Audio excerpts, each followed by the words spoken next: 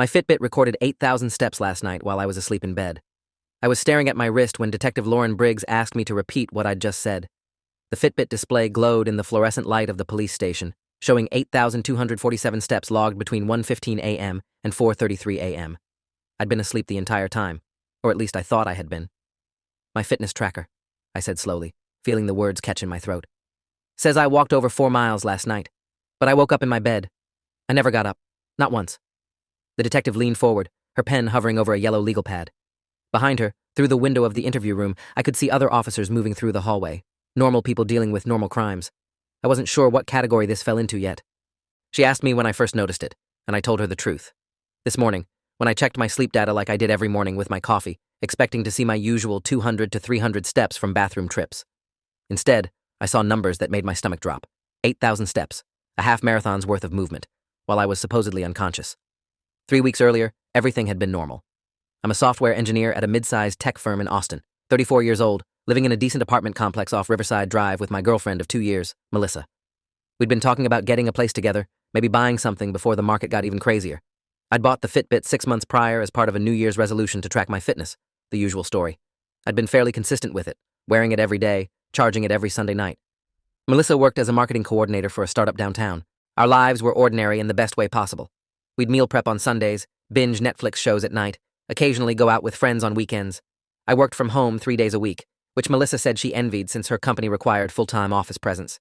She'd leave around 7:30 each morning, kissing me goodbye before I'd even fully woken up. I'd stumble to my home office around 8:30, make coffee, check my stats, steps from the previous day, sleep quality, heart rate zones. The data gave me a strange satisfaction, watching the graphs trend upward as I got healthier. The first weird night happened on a Monday.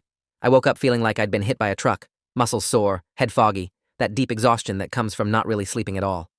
I figured I was coming down with something. The office had been passing around a cold, and I'd been working late on a product launch. When I checked my Fitbit over breakfast, I saw 1,847 steps logged between midnight and 6 a.m. That seemed high for a night's sleep, but not impossible. Maybe I'd been restless, gotten up for water a few times and forgotten. Maybe I'd walked to the bathroom more than I remembered. I told myself it was nothing. Stress, poor sleep quality, maybe sleepwalking. I'd had a roommate in college who'd once made a sandwich at 3 in the morning with no memory of it. Weird things happen when you're exhausted. I took some ibuprofen, drank an extra cup of coffee, and pushed through the day. Melissa noticed I seemed tired when she got home that evening. I mentioned the strange step count, and she laughed, suggesting maybe the device was malfunctioning.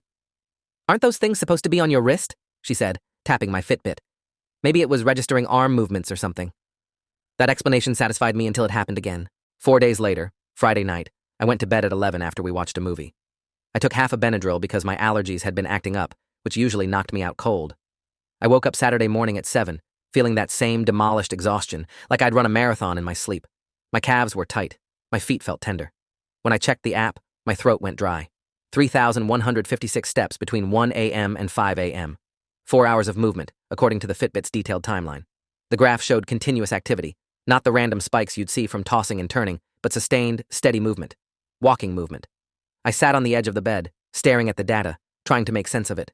Melissa was still asleep beside me, her breathing soft and even. Our bedroom door was closed. The apartment was quiet. I pulled up the heart rate data and saw my pulse had been elevated during those hours, not exercising hard, but definitely higher than sleep levels. Between 95 and 110 beats per minute, consistent with walking. I felt a cold prickle run down my spine. Something was wrong. This wasn't a glitch.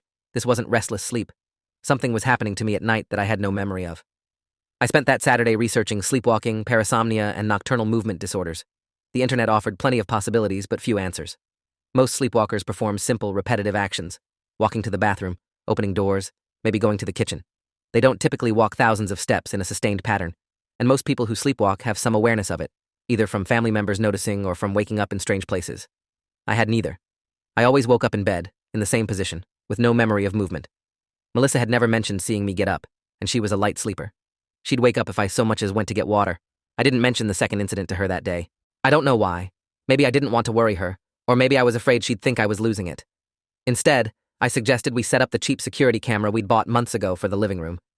"Just to keep an eye on things while we're out," I told her. She shrugged and said sure.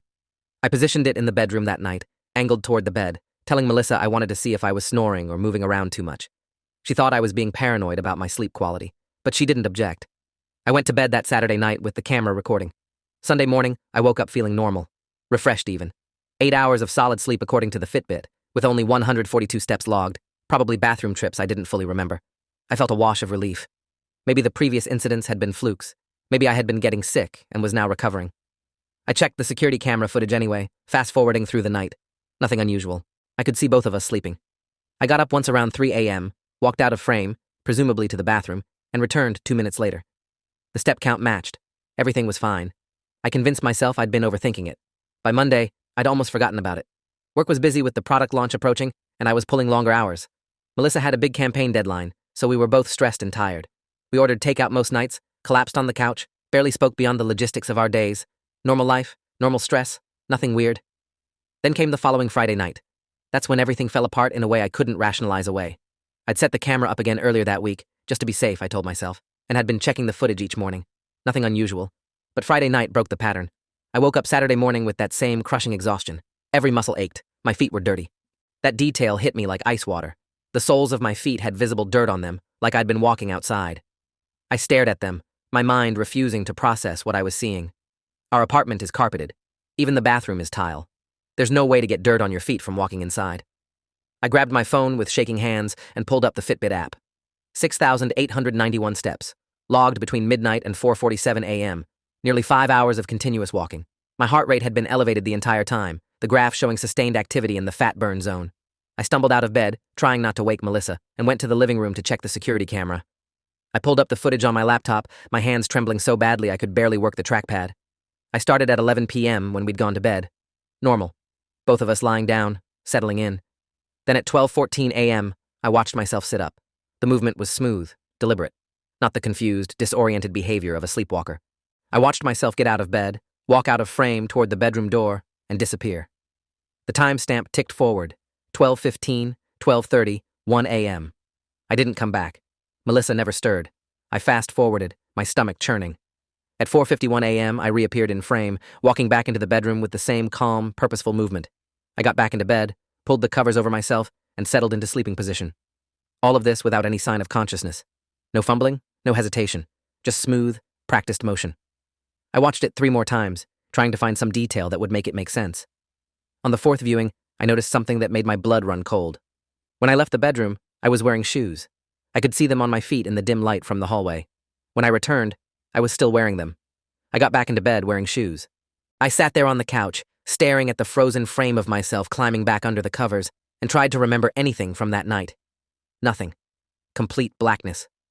I remembered Melissa kissing me goodnight around 11. I remembered closing my eyes. Then I remembered waking up exhausted with dirty feet. Everything in between was gone, erased. I had walked nearly 7,000 steps in the middle of the night, left my apartment, gone somewhere, and returned with absolutely no memory of any of it. And this wasn't the first time. I spent that Saturday in a daze. Melissa noticed I was off and asked if I was feeling okay. I told her I thought I might be sleepwalking, showing her the Fitbit data, but not the camera footage. I wasn't ready to admit how disturbing it was yet, even to myself. She seemed concerned, but not alarmed, suggesting I see a doctor. Maybe it's stress, she said, rubbing my shoulder. You've been working so hard lately. Your body might be acting out. That made sense. That was a rational explanation. I clung to it. I made an appointment with my primary care physician for Monday, but in the meantime, I decided to gather more data.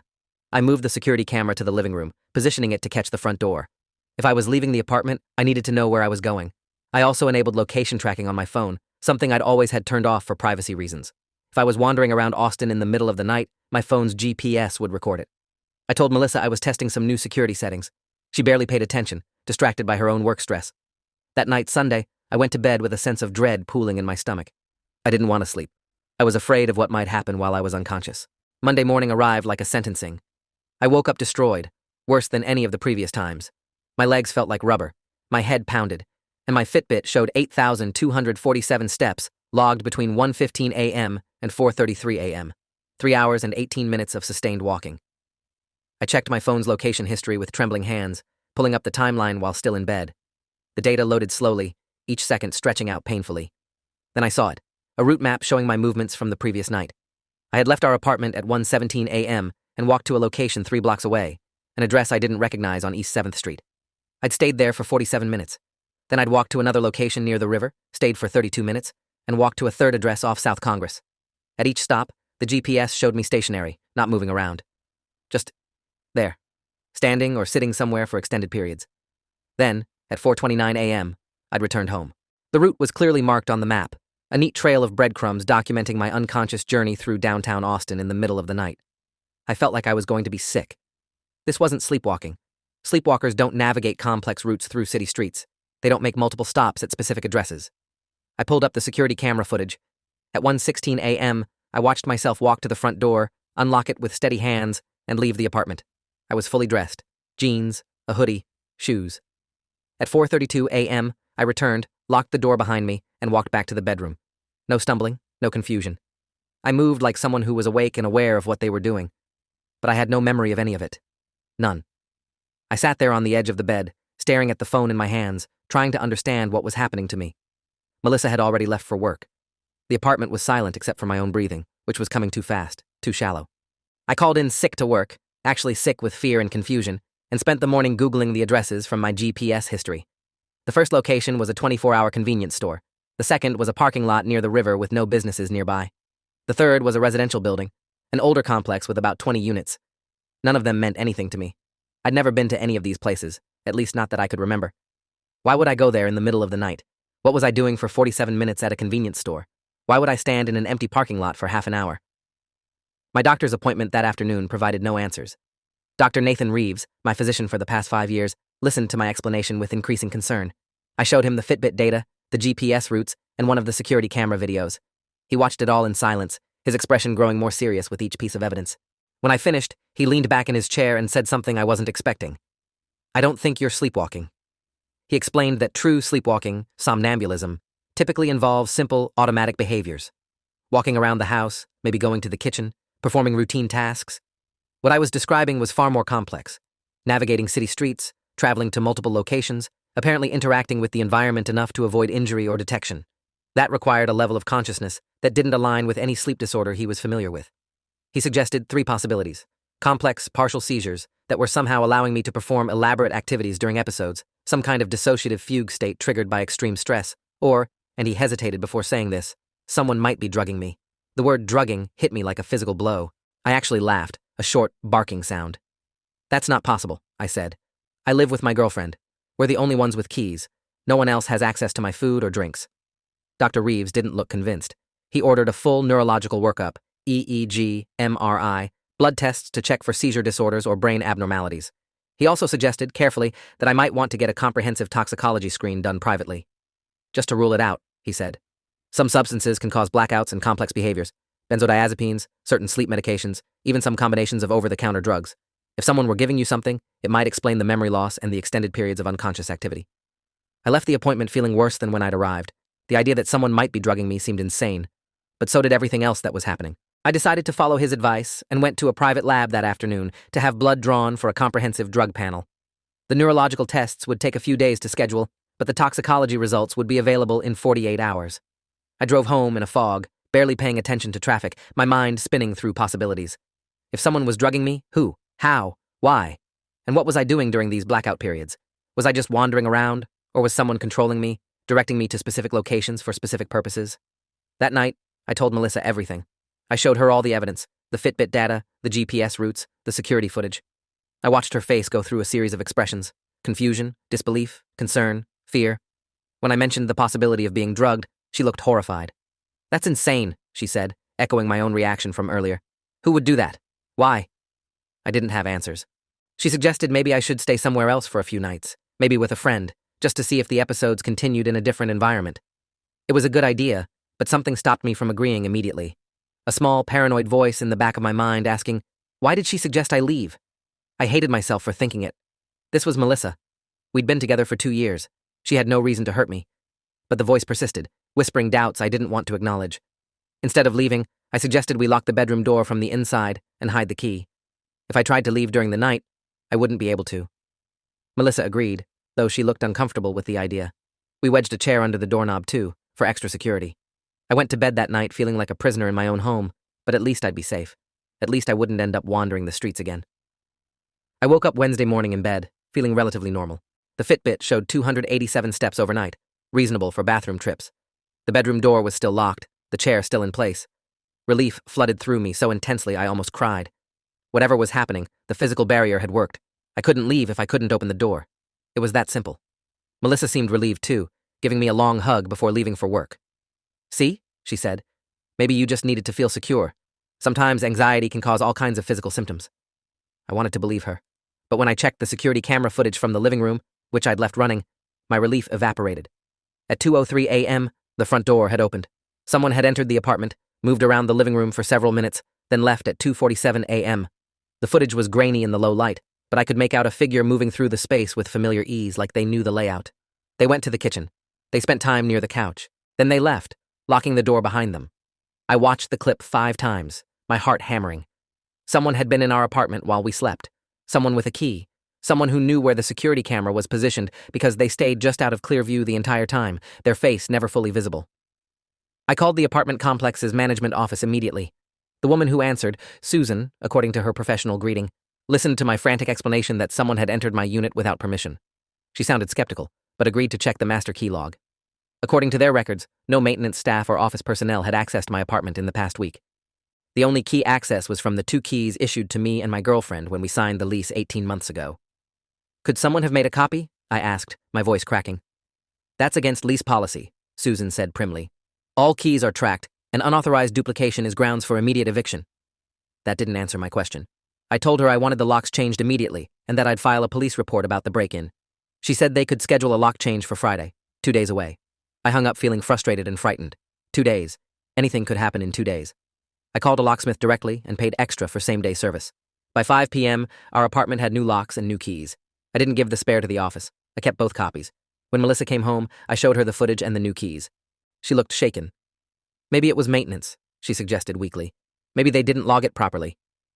I pointed out that the timestamp showed 2 a.m., not exactly normal maintenance hours, and whoever it was had deliberately stayed out of clear camera view.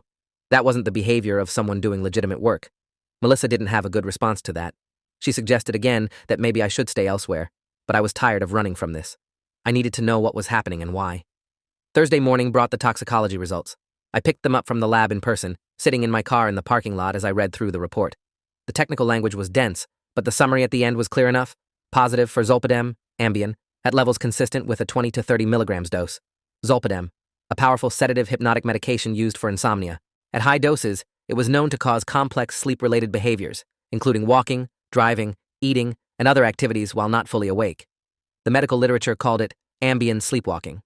People had done elaborate things while under its influence with no memory afterward. But I didn't take Ambien. I'd never been prescribed it. I didn't have any in the apartment. Someone was giving it to me. I sat in that parking lot for 20 minutes, the report clutched in my shaking hands trying to process the implications. Someone was drugging me with Ambien. Someone with access to my apartment, my food, my drinks. Someone who had a key, or had made a copy before I changed the locks. Someone who wanted me unconscious and compliant enough to be controlled, directed to specific locations for reasons I couldn't fathom. The list of people with that kind of access was very, very short. I drove home and went straight to the kitchen, methodically checking every container of food and drink. Nothing looked tampered with, but that didn't mean much. Ambien could be ground into powder and mixed into almost anything. Coffee creamer, orange juice, pasta sauce. I dumped everything that had been opened, every beverage, condiment, and leftover. Melissa came home while I was doing it and asked what was happening. I showed her the toxicology report. She read it twice, her face going pale. "Someone's been drugging you," she whispered. "But who? How?"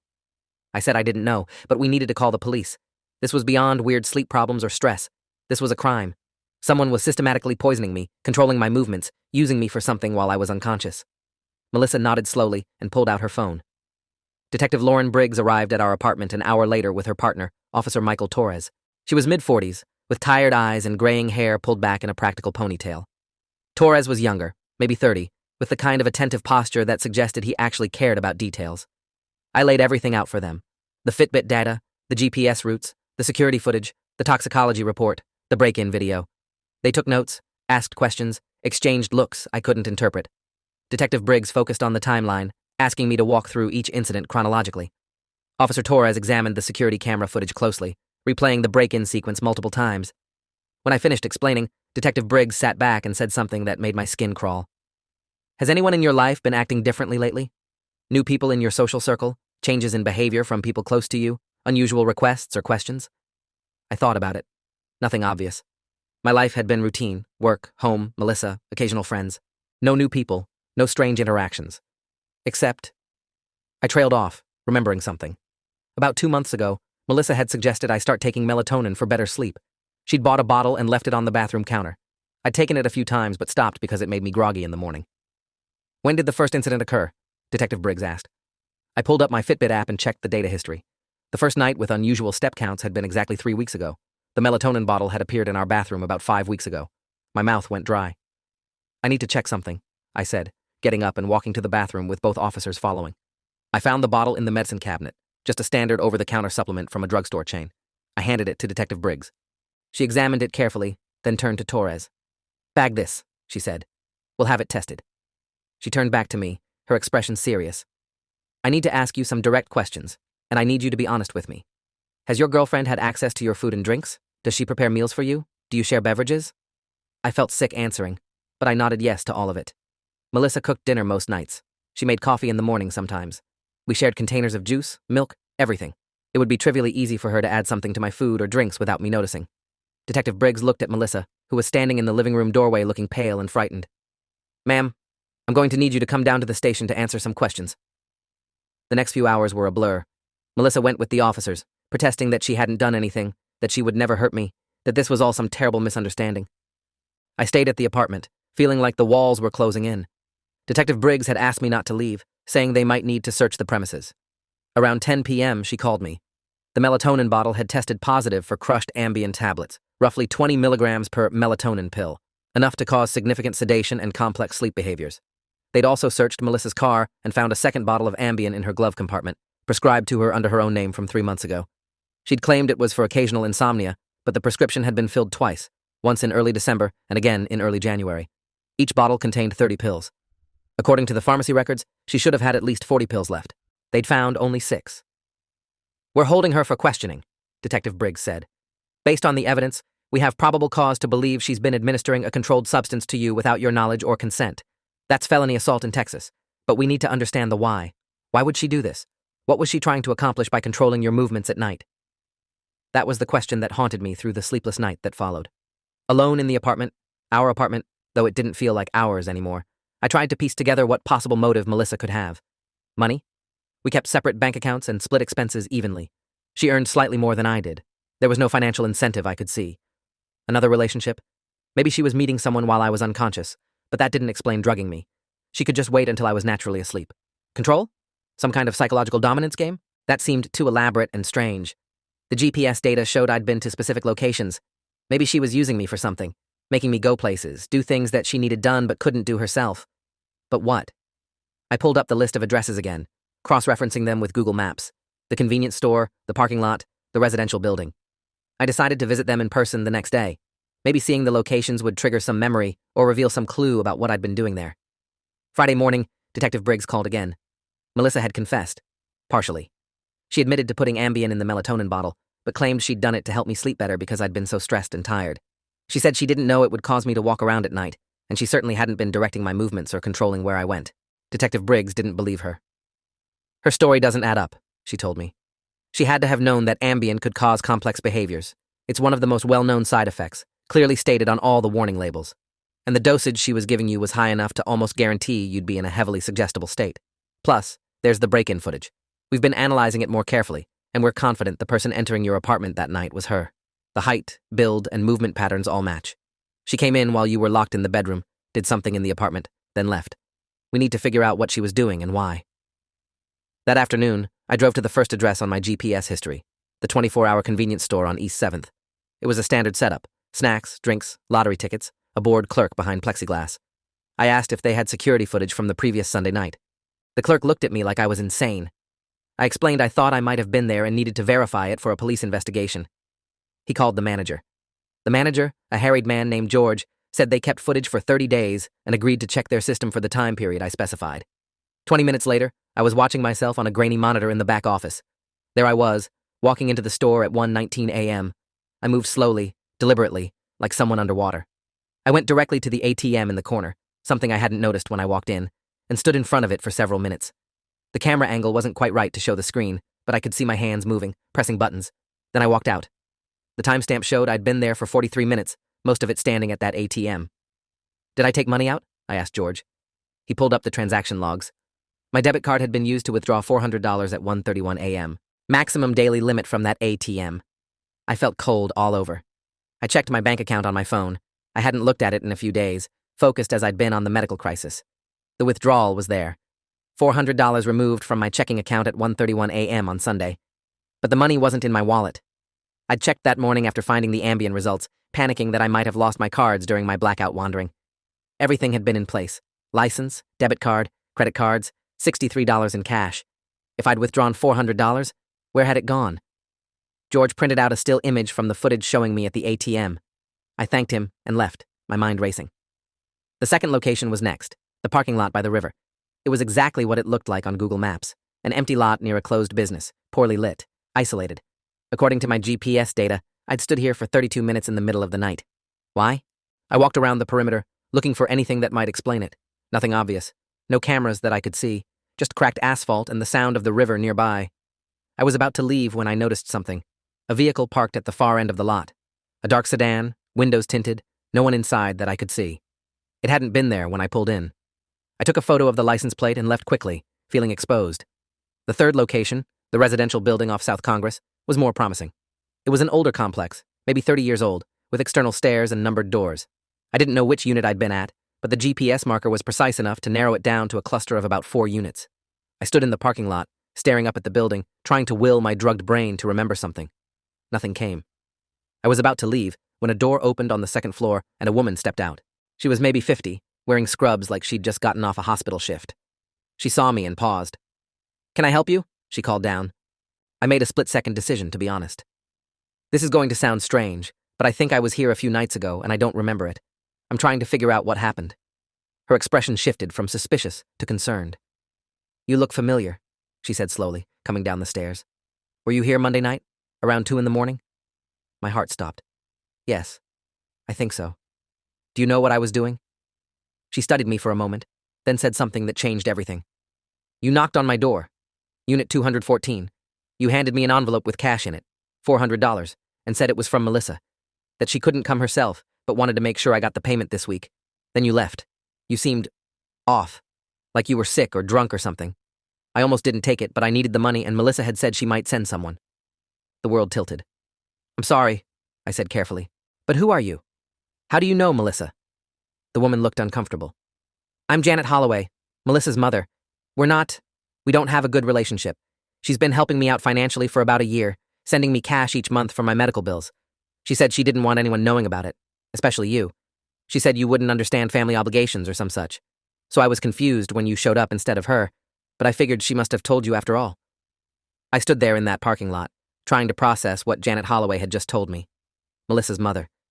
Melissa had told me her mother had died when she was 16, a car accident, a tragedy that had shaped her childhood. I'd never thought to question it. Why would I? People don't lie about dead parents. But here was a very alive woman claiming to be receiving monthly cash payments from my girlfriend. $400 each time, apparently. "I'm sorry," I said slowly, "but Melissa told me her mother was dead. She's said that since I met her. She's told that story to our friends, to my family. If you're really her mother, why would she tell everyone you were dead?" Janet's expression hardened. "Because I'm an addict," she said bluntly. "Prescription pills mainly, painkillers. I've been in and out of recovery for years. Melissa was ashamed of me. When she went to college, she cut contact. Told everyone I was dead because it was easier than explaining why she didn't want a relationship with her addict mother. About a year ago, I got diagnosed with cancer. Lung cancer, stage 3. I reached out to her through Facebook, told her I was trying to stay clean and needed help with medical bills that my crappy insurance wouldn't cover. She started sending money but made me promise never to contact her directly, never to show up at her work or apartment, and never to tell anyone who I was.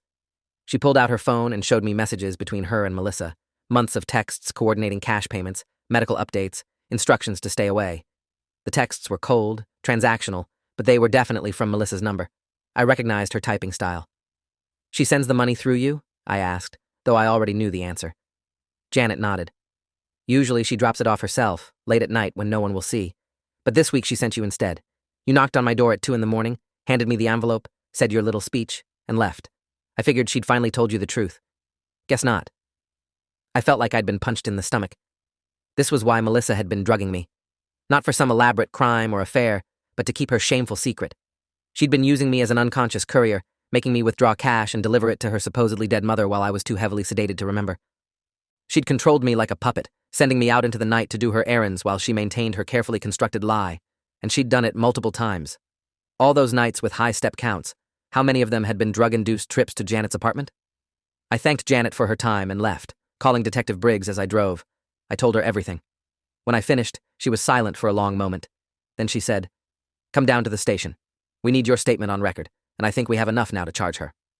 At the station, I gave a formal statement, walking through the entire timeline with more pieces fitting into place. The melatonin bottles appearing around the time Janet had been diagnosed, the high step counts corresponding to dates when rent would be due. The break-in footage was likely Melissa checking on me after I'd locked the bedroom door, maybe planning her next move or retrieving something she'd forgotten. Detective Briggs explained that Melissa would be charged with multiple felonies: assault by administering a controlled substance without consent, theft by deception for using my money for the ATM withdrawals, and potentially kidnapping for forcibly moving me while unconscious, though that charge was harder to make stick. "She's claiming it wasn't malicious," the detective said, "that she was desperate and didn't know another way to help her mother without revealing the truth to you. Her lawyer is pushing for a plea deal." I didn't care about her excuses. She'd drugged me dozens of times. She'd erased my consent, my consciousness, my autonomy. She'd turned me into a tool, a thing to be used while I was chemically unconscious. The violation was absolute. Over the next few weeks, the case moved forward. My neurological tests came back normal. No seizures, no brain abnormalities. The mystery was solved, and the medical establishment lost interest. My primary care physician filed a report documenting the ambient exposure, but mainly he was relieved it wasn't something worse. Melissa's lawyer negotiated a plea deal, 3 years in prison for felony assault, with credit for time served and possibility of parole after 18 months. The prosecutor had wanted more, but my testimony would have been required for a full trial, and frankly, I didn't want to spend months reliving this. I just wanted it over. The judge accepted the plea in late February. I attended the hearing and watched Melissa, the woman I'd thought I might marry, be sentenced to prison. She cried and apologized, saying she'd never meant to hurt me, that she'd been desperate and ashamed and didn't know what else to do. Maybe part of that was true, but it didn't matter anymore. She'd made her choices, and now she was living with the consequences. I moved out of the apartment immediately after changing the locks. Couldn't stand being in that space anymore, wondering what else she'd lied about, what other manipulations I'd missed. My new place was smaller, more expensive, but it was mine alone. I threw away the Fitbit, couldn't look at it without feeling sick. Started seeing a therapist, Dr. Amanda Foster, who specialized in trauma from intimate partner violence. "What happened to you is a profound violation," she said during our first session. "You were drugged, controlled, and used by someone you trusted completely. It's normal to feel betrayed, angry, violated. Those feelings are valid." She helped me work through the paranoia that followed, the constant fear that someone was tampering with my food, that I was being watched or controlled. It took months before I could drink something I hadn't personally prepared or sleep without checking every lock twice. The GPS data haunted me. I'd requested my full location history from Google and found more than a dozen trips to Janet's apartment over a 5-month period, each one occurring during nights when my Fitbit showed thousands of steps. Melissa had been doing this for months before I'd noticed. How many other nights had she drugged me when I hadn't been wearing the tracker to catch it? The question made me feel sick. By May, I'd mostly rebuilt my sense of security. Work had been understanding, giving me time off and allowing me to go fully remote for a while. Friends rallied around me, horrified by the story but supportive. My family was less helpful. My mother kept asking when I'd start dating again, as if I could just move on from being drugged and controlled by someone I'd loved. But I was functioning, eating regularly, sleeping without medication. The therapist said I was making good progress. Then, in early June, I got a call from Detective Briggs. "I wanted to give you a heads up," she said. "Melissa is being released early. Her lawyer got the sentence reduced to 18 months with time served, and she's eligible for parole after 9 months due to good behavior and overcrowding. She's getting out next week." The news hit me harder than I expected. She'd served barely 8 months, for drugging me dozens of times, stealing my money, violating every aspect of trust and consent. 8 months. I asked if there was a restraining order. Detective Briggs said yes. Melissa was prohibited from contacting me or coming within 500 feet of my home or workplace. But enforcement was tricky, she warned. If I saw her, I should call police immediately. "She's required to wear an ankle monitor for 6 months and report to a parole officer weekly," the detective added. "If she violates any conditions of her parole, she goes back to prison immediately. But you should be aware and stay vigilant." That night, I had my first full-blown panic attack in months. Chest tight, heart racing, convinced that Melissa was going to show up at my door with more drugs, more lies, more violations.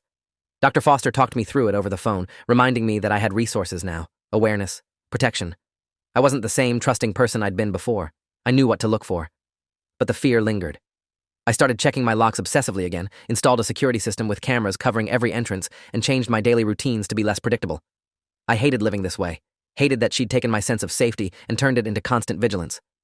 A month after her release, I ran into Janet Holloway at a grocery store. She recognized me and approached hesitantly. "I wanted to apologize," she said. "I should have questioned why you were showing up at my door in the middle of the night looking drugged. I should have said something, called someone. I was just so focused on getting the money for treatment that I didn't ask the questions I should have asked. I'm sorry." I didn't know how to respond. Part of me was angry at her. She'd benefited from my exploitation. But another part recognized that she'd been sick, desperate, and manipulated by her own daughter. "How's your treatment going?" I asked, instead of accepting or rejecting her apology. She said she was in remission, attending NA meetings, trying to rebuild her life.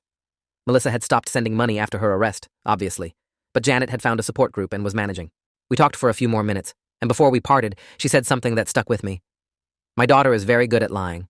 She learned it from watching me lie to doctors for pills, lie to family for money. I taught her that people are tools to be manipulated for what you need. I'm trying to unlearn that now. I hope she does too, eventually. But I doubt prison taught her anything except how to be more careful next time." Those words haunted me. More careful next time. The idea that Melissa hadn't learned remorse or empathy, just better techniques for manipulation. I shared the conversation with Dr. Foster, who reminded me that I couldn't control Melissa's growth or lack thereof. I could only control my own healing and boundaries. Summer turned to fall. I started dating again, cautiously, with more red flags awareness than any person should need at 34. I told potential partners about what had happened, watching carefully for their reactions. Most people were horrified and supportive, which helped. A few seemed to think I was exaggerating or being paranoid, and I ended those connections immediately. I didn't need anyone in my life who couldn't understand the severity of what I'd experienced. Work promoted me to senior engineer, recognizing the quality of my contributions despite the chaos of the previous year. I moved into a larger apartment with better security, started running regularly, ironically tracking my actual conscious steps now without a fitness device. Life was rebuilding. Then, in October, I got a letter, hand-delivered to my apartment complex's office, forwarded to me by the management. The return address was a P.O. box I didn't recognize. Inside was a single page, handwritten in Melissa's distinctive script. It read, "I know I'm not supposed to contact you, and I'm violating parole by sending this, but I needed you to know the truth. I did love you. What I did was wrong, but it came from a place of desperation, not malice. My mother was dying, and I couldn't bear to admit I'd lied about her being dead. I couldn't face your judgment or disappoint you by revealing my addict mother. I thought I could help her without you ever knowing, and I didn't realize how much the Ambien was affecting you until it was too late. I never meant to hurt you. I hope someday you can forgive me. I'm trying to be better. I'm in therapy. I'm working on myself. I hope you're doing okay. I think about you every day. I'm sorry. I'll always be sorry. M." I stared at that letter for a long time, feeling a complicated mix of anger, sadness, and something like pity. She still didn't get it. Even now, she was framing it as a mistake born from love and desperation rather than a systematic violation. She'd robbed me of consciousness, autonomy, and reality itself, for months, and she still thought an apology and claims of love could somehow balance that. I called Detective Briggs. She confirmed that contacting me violated Melissa's parole conditions and filed a report immediately. 2 days later, I got a call from Melissa's parole officer confirming that she'd been taken back into custody. She'd have to serve the remainder of her original sentence, another 10 months, with no possibility of early release. The parole officer thanked me for reporting it and assured me the violation would be noted permanently in Melissa's record. I felt relieved, but also exhausted. Would this ever truly be over? Would there always be another letter, another attempt at contact, another reminder of what she'd done? Dr. Foster suggested I might want to consider moving to a different city for a truly fresh start. I thought about it seriously. Austin had been my home for 6 years, but it was also where everything had happened. Every street corner held the potential of running into someone who knew the story, or worse, running into Melissa again after she was eventually released for good. In November, I got a job offer from a tech company in Denver. Better pay, more responsibility, and 3 states away from Texas. I accepted. By early December, I was packing up my life and preparing to leave. Before I left Austin, I met with Detective Briggs one final time. She gave me copies of all the case files. I'd requested them for my own records, wanting to have documented proof of what happened in case I ever needed it. "You did good," she told me. "A lot of people in your situation would have tried to rationalize it, make excuses for their abuser, convince themselves it wasn't that bad. You faced the truth head on and protected yourself. That takes strength." I thanked her and left Texas feeling like I was finally closing a chapter. Denver welcomed me with snow and clean air and the blessed anonymity of a new city where no one knew my story unless I chose to tell them. I settled into my new job, found a good therapist to continue my work, and slowly started to feel like myself again. Months passed, then a year. The nightmares became less frequent. I could sleep without checking every lock multiple times. I dated someone seriously for a few months before it ended amicably, not because of trauma or trust issues, but because we wanted different things, normal relationship stuff. It felt like progress. In May, almost exactly 2 years after the detective had first handed me that warrant— No, wait. That wasn't right. There was no warrant. That was the opening of my story, but it hadn't actually happened that way.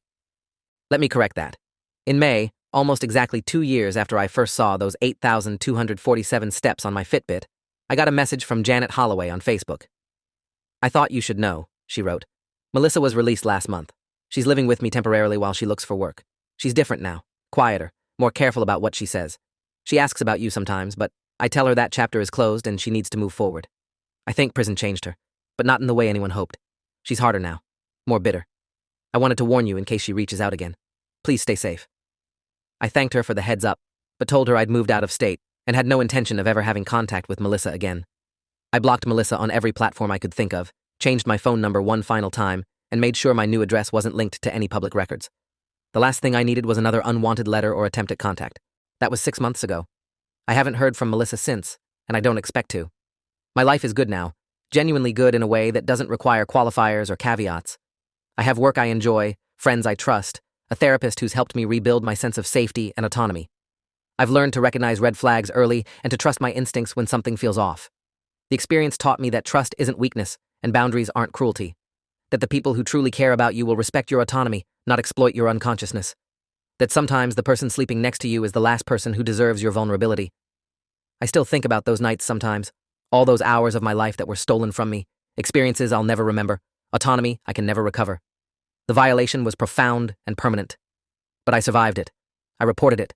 I protected myself and held someone accountable for what they did to me. And maybe that's the real ending, not revenge or perfect closure, but the simple act of surviving, healing, and rebuilding on my own terms. The Fitbit that recorded those 8,000 steps is in a landfill somewhere now, broken and useless. But I'm still here, still walking, still counting my own conscious steps forward. That has to be enough. When people ask why I'm so careful about security, so particular about what I eat and drink, so slow to trust, I sometimes tell them the whole story. Other times I just say, I'm cautious by nature. Both are true now. This experience rewired something fundamental in how I move through the world. But I refuse to let it define me entirely. I'm more than what was done to me. I'm more than the nights I can't remember. I'm the person who woke up, found the truth, and chose to save himself. That's the step count that matters most. Not the 8,000 steps recorded while I was drugged and controlled, but every single conscious step I've taken since then toward healing, safety, and a life that's genuinely my own. If you made it this far through my story, I hope you never experience anything like it. But if you do, if something feels wrong and you can't explain it, if your body is telling you that reality doesn't match up, trust yourself. Investigate. Protect yourself. No one has the right to erase your consciousness or control your body, no matter what reasons they give. No one. And if someone you trust violates that boundary, you owe them nothing. Not forgiveness, not understanding, not a second chance. You owe yourself safety, healing, and the absolute certainty that it was never your fault. It took me a long time to believe that, but I do now. What Melissa did was her choice, her crime, her responsibility. My only responsibility was to survive it and build something better on the other side. I think I'm doing that. Day by day, step by step, consciously and carefully. The Fitbit recorded 8,000 steps while I was asleep, but I'm wide awake now, and I'm never going back to sleep on my own safety again. Thanks for watching till the end. Make sure to subscribe and like to not miss the next story.